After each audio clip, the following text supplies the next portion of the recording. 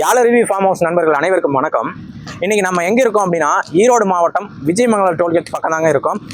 இங்கே ஒரு அரசியல் மாநாடு இப்போ பக்கமாக ரீசெண்டாக நடந்துச்சு. அதே இடத்துல தான் இருக்கோம். இங்கே எதுக்கு வந்திருக்கோம் அப்படின்னா, இப்போ வர ஞாயிற்றுக்கிழமை 28/12/2025 அன்னைக்கு மாலை 4 மணி அளவில் விவசாயிகளுக்கான உரிமை மீட்பு மற்றும் கடன் விடுதலை மாநில மாநாடு அப்படின்னு சொல்லிட்டு அதே கிரவுண்டில் பெரிய மாநாடு நடத்துகிறாங்க. இது விவசாயிகளுக்கான ஒரு மிகப்பெரிய ஒரு மாநாடு. இதை எத்தனையோ மாநாடுகள் பார்த்துருப்பீங்க. ஒரு அரசியல் மாநாடு, எத்தனையோ மாநாடுகள் பார்த்துருப்பீங்க. அதுக்கு மக்கள் கூட்டமாக கூடியிருப்பாங்க. அது எப்படிங்கிறது நமக்கும் தெரியும். ஆனால் இந்த மாநாட்டுக்கு கண்டிப்பாக நம்ம பார்த்துட்டு இருக்கிற நேயர்கள் எல்லாருமே, ஒரு குறிப்பாக நான் சொல்கிறது, இளைஞர்கள் பட்டாளம் இந்த மாநாட்டுக்கு ஆதரவு தெரிவிச்சே ஆகணும். எதுக்காக அப்படின்னா, இந்த விவசாயிகள் அப்படிங்கிறவங்க தான் இந்த நாட்டிற்கு ஒரு முதுகெலும்பாக இருக்காங்க. இது நம்ம வெறும் வாய் வார்த்தையால் மட்டும்தான் நம்ம எல்லா பக்கமும் சொல்லிட்டு இருக்கோம். இப்போ பார்க்குற நீங்களே விவசாயிகள் தான் இந்த நாட்டிற்கு ஒரு முதுகெலும்பு அப்படின்னு கூட சொல்லலாம். ஆனால் இவங்களுக்கு சப்போர்ட் பண்ணுறோமா அப்படின்னா கண்டிப்பாக கிடையாது. அது ஒரு கேள்விக்குறியாக தான் எல்லா பக்கமும் இருந்துட்டு இருக்கு. ஒரு இன்ஸ்டா ரீல்ஸ் எடுத்துக்கிட்டிங்கனாவே ஒரு விவசாய சம்மந்தப்பட்ட ஒரு பதிவு வந்தால் அதை அப்படியே தள்ளி விட்டு போயிட்டே இருப்போம்.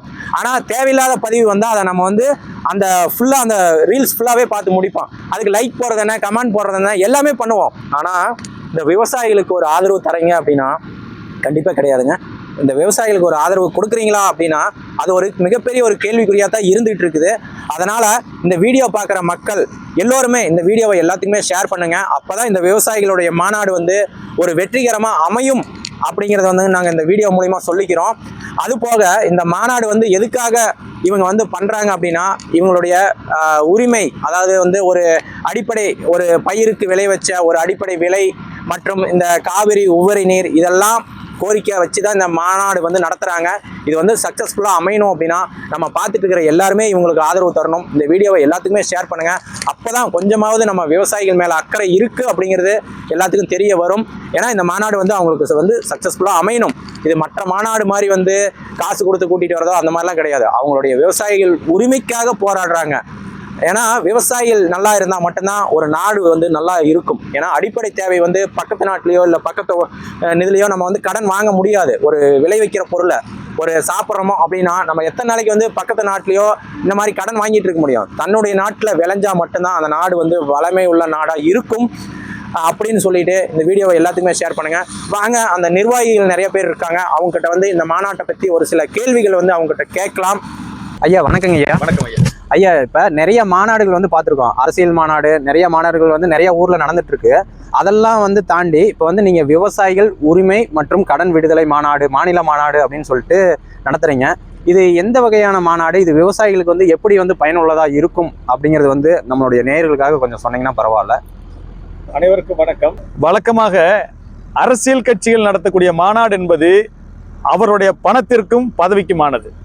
ஆனால் இங்கு நடக்கக்கூடிய மாநாடு விவசாயிகள் மாநாடு, விவசாயிகள் உரிமை மீட்பு மற்றும் கடன் விடுதலை மாநாடு. இப்போ அரசு எங்களை உழைக்க சொல்லுது. நாங்கள் எங்கள் நிலத்தில் உழைக்கிறோம், உணவை உற்பத்தி பண்ணுறோம். ஆனால் உற்பத்தி பண்ணி நாங்கள் சந்தைக்கு எடுத்துகிட்டு போகும்போது கடுமையான நஷ்டத்துக்கு ஆளாகிறோம். கட்டுப்படியான விலை கிடைக்கிறது இல்லை. தொடர்ச்சியான நஷ்டத்தால் கடன் மேலே கடன், மறுகடன் மேலே கருகடன், இன்னைக்கு இந்த நிலைமையில போய் விவசாயிகள் கடனிலிருந்து மீள முடியாத ஒரு சூழல் நிலவிருக்கு. இதற்கு உரிய ஆதாரம் என்னன்னு பார்த்தீங்கன்னா, ஒரு வருஷத்துக்கு 500 விவசாயிகள் தமிழ்நாட்டில் மட்டும் வாங்கிய கடனை கட்ட முடியாமல் தற்கொலை செய்து கொள்கிறார்கள். இது மத்திய அரசாங்கத்தினுடைய புள்ளி விவர கணக்கு. இந்தியாவில் 10,000 விவசாயத்துக்கு மேல இருக்கிறாங்க. ஆக ஆண்டுக்கு 500 விவசாயிகள் உயிரை பறிக்கக்கூடிய இந்த கடனை ஒட்டுமொத்தமாக தள்ளுபடி செய்யுங்கள். விவசாயிகள் நிம்மதியாக இந்த நாட்டுக்காக உணவு உற்பத்தி செய்வதற்கு உழைக்கட்டும் என்கிறதான் அந்த கடன் விடுதலை. உரிமை மீட்பு என்பது விவசாயிகளுக்கு ஏகப்பட்ட உரிமை மீட்புகள் இருக்கிறது. விவசாயிகளுடைய மூளை முடுக்கெல்லாம் பிரச்சனைகள் இருக்கிறது. விவசாயிகள் திரும்பிய இடமெல்லாம் அவர்களுக்கு பிரச்சனைகள் காத்திருக்கிறது. ஆனால் முதல்ல அத்தியாவசியமானது என்னன்னு பாத்தீங்கன்னா, அரசு தரப்புல இருந்து எங்களுக்கு ஒதுக்குற பணம் எங்களுக்கு சேரல. இந்த நாட்டில் 62% விவசாயிகள் இருக்கிறோம். நாங்க ஜிஎஸ்டியில் ஆரம்பிச்சு எல்லா வரியும் கட்டுறோம். அதிகமாக வரி செலுத்தக்கூடியவர்கள் நம்ம விவசாயிகள். அப்ப அதிகமா வரி செலுத்துறோம். வரி செலுத்தக்கூடிய பணம் வேளாண்மை துறைக்கு பட்ஜெட் ஒதுக்கப்படுது. உதாரணத்துக்கு பாத்தீங்கன்னா, தமிழ்நாட்டுல 46,000 கோடி ஒதுக்குறாங்க. இந்த 46,000 கோடியில எவ்வளவு எங்களுக்கு சேருது கேட்டா, அரசு ஊழியர்கள் இருந்து அதிகாரிகள் இருந்து அமைச்சர் பெருமக்கள் வரைக்கும், என்ன சார் இவ்வளவு பெரிய நிதி ஒதுக்குறமே, இதுக்கப்புறம் வந்து 10ல 10ன்னு கேட்குறீங்களே, நாங்கள் என்னதான் பண்ணுறோன்னு கேட்குறாங்க. ஆனால் உண்மை என்னன்னு பார்த்தீங்கன்னா, ஒதுக்குறது தான் 46,000 கோடி, எங்களுக்கு வந்து சேர்றது அங்கே எதுவுமே கிடையாது. ஏன்னா இந்த 46,000 கோடியில் 30,000 கோடி எடுத்து மானிய திட்டங்களுக்காக தமிழ் அரசு செலவு பண்ணுது. 50 வகையான மானிய திட்டங்களுக்கு செலவு பண்ணுறாங்க. இதெல்லாம் எப்படி செலவு பண்ணுறாங்கன்னு பார்த்தீங்கன்னா, ஒரு 100 ரூபா மதிப்புள்ள பொருளை அரசாங்கமே 400 ரூபா கொடுத்து வாங்குது. 400 ரூபா கொடுத்து வாங்கிட்டு 50% மானியம்னு சொல்லி எங்களுக்கு 200 ரூபாய்க்கு விற்கிறாங்க. அந்த பொருள் சந்தையில் கடையில் 100 ரூபாய்க்கு கிடைக்குது, தரமாக கிடைக்குது. இவங்ககிட்ட வாங்குற இந்த 200 ரூபா பொருளை பார்த்தீங்கன்னா 50 ரூபா தரம் கூட இல்லை. ஆக எங்களுக்கு ஒதுக்குற 30,000 கோடி 7,500 கோடியை சுருங்கிருது. அந்த 7,500 கோடியிலையும் 5,000 கோடி கூட தரமான பொருள் கிடையாது. ஆக இப்படி அரசியல்வாதிகளும் அதிகாரிகளும் மாற்றி மாற்றி எங்களுக்கு ஒதுக்குற மானிய திட்டங்களை ஊழல் திட்டங்களாக மாற்றி விட்டார்கள். எனவே எங்களுக்கு நீங்க பொருளா வேண்டாம், ஊழல் பொருள் வேண்டாம், மானிய பொருள் வேண்டாம், எங்க வங்கி கணக்கில் பணமா வர வச்சிருங்க. எங்களுக்கு தேவையான பொருளை நாங்க வாங்கிக்கிறோம்.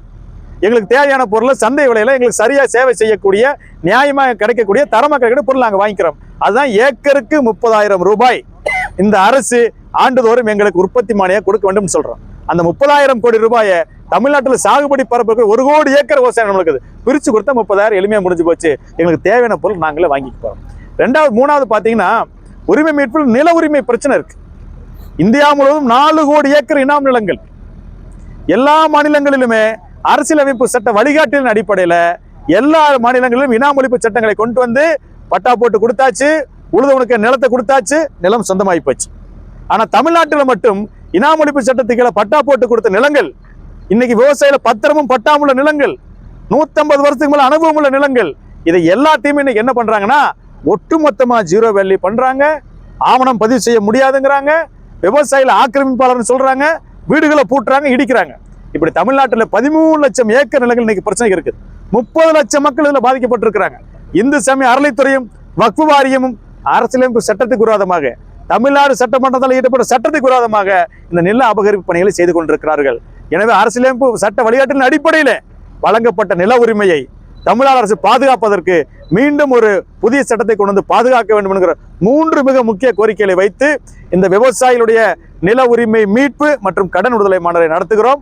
இதற்கு 50க்கும் மேற்பட்ட விவசாய சங்க தலைவர்கள் இந்த மாநாட்டில் கலந்து கொள்ள இருக்கிறார்கள்.